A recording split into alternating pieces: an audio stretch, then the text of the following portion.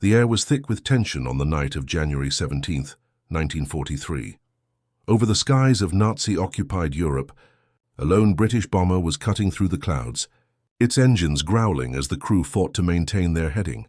Inside the cramped cockpit, the Navigator, Flight Lieutenant Charles Mason, clutched his maps, his fingers trembling slightly as he studied the coordinates. This was no ordinary mission. In the darkness below, a heavily defended German industrial complex awaited. The target was a needle in a haystack, shrouded in fog and doubt. The German radar systems were highly advanced, and their night fighters prowled the skies like hungry predators. But for Mason, there was more than just the enemy to contend with. There was the very order he had received from his commanding officer, a directive that went against his instinct. His orders were clear.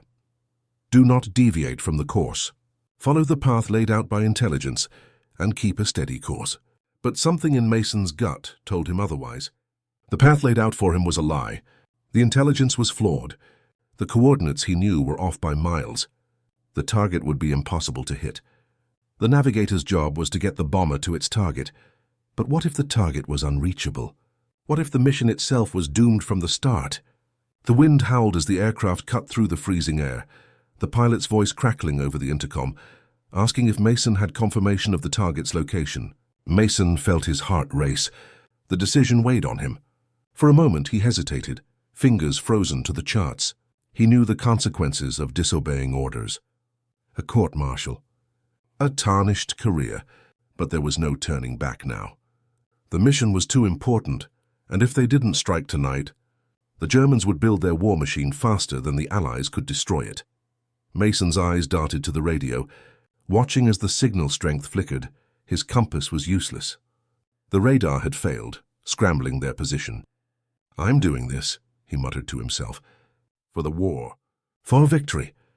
He pulled the levers and adjusted the coordinates, veering off course by a few degrees. To a slight deviation, just enough to place them in the right spot. The crew looked at him unsure. The silence in the cabin was suffocating. They had heard rumors of other navigators who had done the same, strayed from the prescribed path, only to vanish into history. The gamble was too great. If they failed, their names would be forgotten, like the wreckage of other failed bombings strewn across the continent. But Mason felt a fire burning inside him. As the bomber sliced through the clouds, Mason fought to make sense of the swirling darkness beneath. Was this his final mission? Or would history remember him as the man who broke orders and found the target that no one else could locate?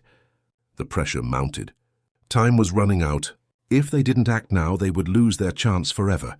The bomber, its engines roaring as it descended into enemy territory, suddenly lit up with enemy fire. Anti-aircraft flak exploded around them, splintering the night with its deadly thunder. The radar blinked on and off, a chaotic symphony of interference. The mission was spiraling into chaos, but Mason's eyes remained fixed on the map. He knew what he had to do. The seconds stretched like hours. The roar of the engines and the bursts of enemy fire became a distant hum. There was only the Navigator's instincts now. His deep knowledge of the skies, the land beneath, and the cold certainty that he had made the right decision. Then, in the distance, a faint light emerged from the darkness, a glimmer of hope. The target was there. The impossible had become possible. Mason had defied the odds, broken the orders, and found what no one else could. But the battle was far from over. Now they had to get the bombs away before the German defenses closed in. It was just the beginning of a far more deadly struggle. The crew remained silent, tense, knowing that history was being written in those final moments. As the bomber soared closer to its objective, the Navigator knew that this moment would either be a tale of courage or the final folly of disobedience. The bomber's shadow passed over the German target, just as the enemy's own radar systems failed to register their presence. It was as if Mason had unlocked a hidden door to victory. The crew braced themselves. Bomb bay doors opened, and a burst of fire from below illuminated the dark skies, signaling the beginning of their strike.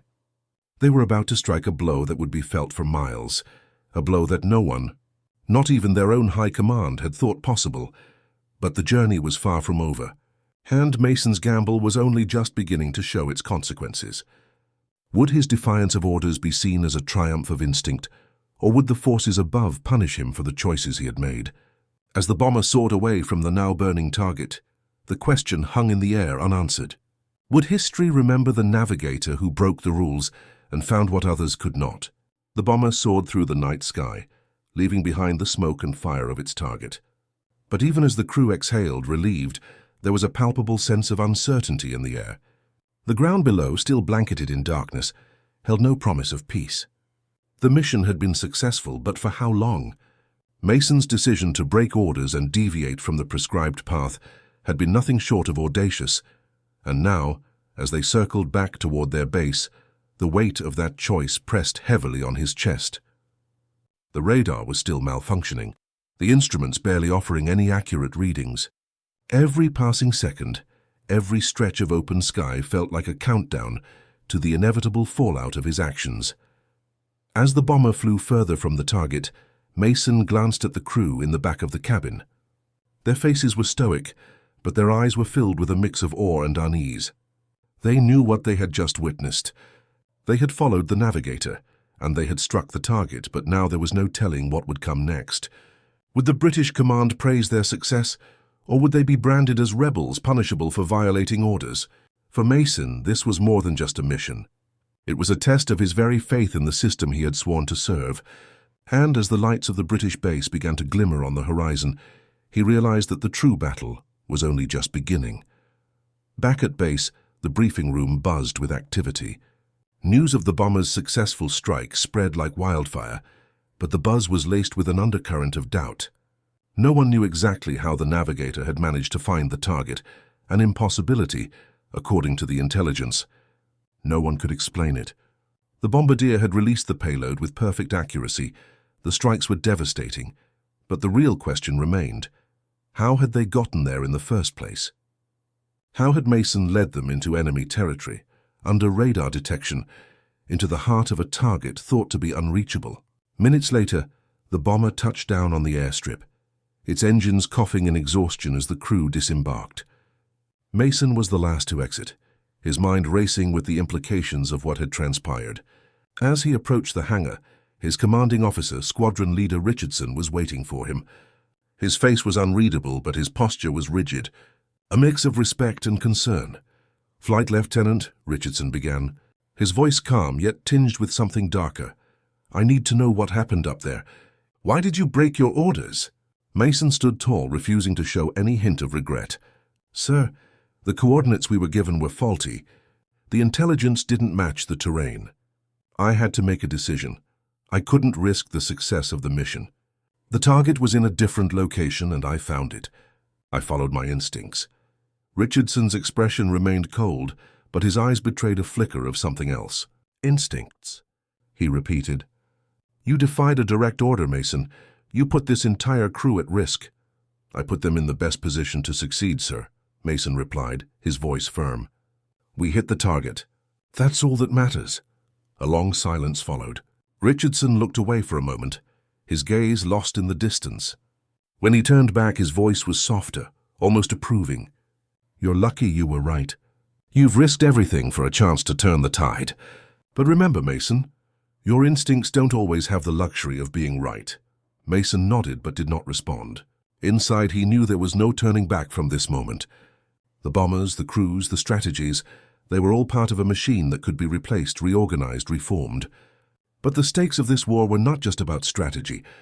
They were about something deeper: instinct, courage, and the willingness to act when everything else pointed to failure. Days passed, and the news of the bomber's successful mission began to circulate throughout the ranks. At first it was hushed whispers in the halls of the base, then it spread to the wider military. Mason's gamble, though daring, had paid off in the most dramatic way. The target was confirmed as a strategic blow to the German war effort, and the attack had disrupted vital production lines that were critical to their military machine. The airwaves hummed with the announcement, but the whispers about Mason's disobedience grew louder. "Does this mean we should all start breaking orders?" one of the flight engineers joked. Another crew member responded with a chuckle, but there was an edge to it, as if they were all unsure of the limits of loyalty and rebellion. Everyone was aware of the risk involved in the operation, and no one was sure how high the fallout would reach. But amidst the praise and tension, one thing became clear. Mason's actions had disrupted the carefully laid plans of the command structure, and now there were those who would want answers. High-ranking officers and intelligence officials, many of whom had relied heavily on precise data, were not so easily convinced by a single successful strike. To them, the breach of orders was a sign of chaos, a breakdown in the very system that had kept the Allied forces united. But in a way, Mason had done what they couldn't, the one thing the bureaucracy couldn't account for. He had found the heart of the German war effort when everyone else had failed. In the days that followed, there were meetings, discussions, reviews. Mason's actions were scrutinized, debated, and dissected. Was his success an isolated stroke of genius, or a reckless risk that would only end in failure down the line? The debates raged on behind closed doors, but outside the walls of command, the story began to shape itself as something more, something symbolic of a greater shift in the war. A shift in the way people thought about the future of warfare. This wasn't just about tactics and orders, it was about breaking free of constraints when the stakes were too high. The question remained, however, whether Mason's decision would serve as a precedent or as a cautionary tale. Would he be remembered as the hero who found the target that no one else could, or would his name be lost in the annals of history, a footnote in the long, turbulent saga of war? And more importantly, what would his next mission bring? One thing was certain: the war was changing, and Mason had changed it just a little bit more. As the weeks passed, the consequences of Flight Lieutenant Charles Mason's bold defiance of orders began to unfold in unexpected ways. His actions had sparked a firestorm of debate among his superiors and the broader military community, and Mason quickly found himself at the center of a storm of conflicting opinions. The praise that had come initially for his successful strike over Germany began to lose its luster. His gamble, while brilliant in its execution, was now seen as a challenge to the very structure of military command. This was not the way war was meant to be fought. Orders were meant to be followed, not broken. In the halls of British intelligence, the murmurs began. How could one navigator, in a single moment of intuition, render the entire intelligence network obsolete? The question was uncomfortable, one that threatened to undermine years of painstaking work. Were the men who sat in the strategic offices, poring over maps and decrypting enemy signals, all obsolete? Was the war to be left in the hands of mavericks like Mason, or would the forces of command regain control? Mason, for his part, remained resolute. He knew what he had done was right, and though the whispers of disobedience followed him, they did not deter him. His mission had been a success, and in his heart that was all that mattered. But the High Command was watching closely, and Mason could feel the weight of their scrutiny with every passing day. His next assignment would be crucial, his chance to prove that his success was not a fluke, and that his decision to trust his instincts was not the beginning of chaos but a new kind of warfare, one that took the human element into account just as much as technology and strategy. By March 1943, the pressure on Mason had become unbearable. The higher-ups had decided that they would give him one more chance to prove himself. They would send him on a new mission, one that was equally critical, and this time there would be no room for error. It was a risk, one that could either cement Mason's place in history or see him discarded as a reckless fool. The mission: to locate and destroy a newly established German factory that was churning out vital components for the Luftwaffe's most advanced aircraft. The intelligence on this target, however, was less than reliable. The location of the factory was still unconfirmed. Some believed it was near the French coast. Others said it was deeper into occupied territory, close to the Belgian border. The target was yet another shadow, a moving piece in a deadly game. The mission brief was clear: locate the target and destroy it. But the coordinates were vague. There would be no clear path this time, no straightforward calculation to follow. The bomber crews would have to rely on the very instincts Mason had relied on during his previous success. As Mason stood in the briefing room that morning, he felt the weight of the task before him. The mission was to begin at dusk, and the fate of the operation would depend on the crew's ability to stay calm under the pressure. Mason could see the skepticism in the eyes of the other crew members, the doubt that had been seeded ever since his last act of defiance. The question that lingered in the air was unspoken but clear. Could Mason lead them to another victory, or had he just been lucky the last time? The bomber took off as the sun set over the English Channel, its engines roaring to life, slicing through the cool evening air. The radio chatter was a constant hum in the background as the crew settled into their roles. The target was still a mystery, but Mason trusted that his instincts would guide them once more. As the aircraft climbed into the sky, the uncertainty that had plagued Mason's mind began to settle into a quiet determination. This was it. This was the test. As they approached the first set of coordinates, Mason studied the landscape below. There was nothing. Just an empty stretch of land, scattered with small villages and farmland. No sign of a factory. No sign of enemy activity. The flak would be coming soon. The Germans had proven they could find Allied bombers with alarming precision, even in the dark of night. Mason's eyes scanned the horizon, a familiar ache in his chest. Time was running out. They had been airborne for hours, and still, they had not found their target. Just as doubt began to creep into his mind, Mason saw it, on the far side of the horizon, a glow. A faint orange light, almost indistinguishable from the dim outlines of the coastline. It wasn't much, but it was enough. The target was there, just as it had been the last time. The German factory lay hidden in the shadows, obscured by the very fog that had once cloaked the path to victory. Mason's pulse quickened, but his hands remained steady. He adjusted the aircraft's heading, trusting his instincts once again. The bomber turned, cutting through the clouds as they closed in on the factory. Below them, the faint glow grew stronger, revealing the sprawling industrial complex. It was larger than they had anticipated. A fortress in the making, guarded by anti-aircraft positions, and surrounded by miles of defensive fortifications. It was a formidable target, and one that would not be easily destroyed. But Mason could already see the weak points. He could already see the path through the defenses. He could see the success within reach. With the factory in sight, the bomber crew took their positions, the bombardier preparing for the strike. As the plane descended toward the target, the tension in the cockpit was palpable. Mason's eyes were fixed on the glowing structure below, his breath shallow. The crew remained silent, the weight of the moment hanging over them. They were approaching the enemy's heart, and it was either going to break them or make them.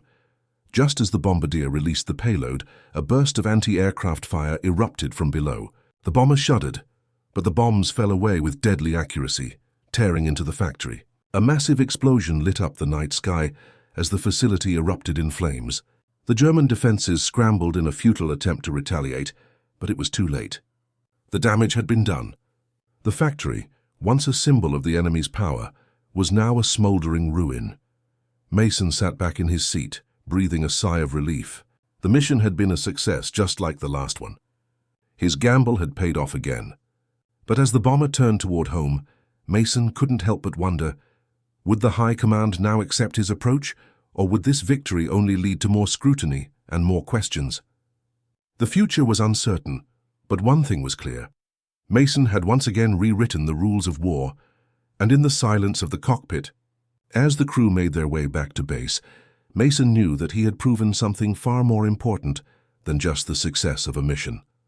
He had proven that sometimes the greatest weapon of all was not technology or firepower, but the courage to break the rules when the stakes were high enough. And with that realization, Mason understood that war would never be the same again.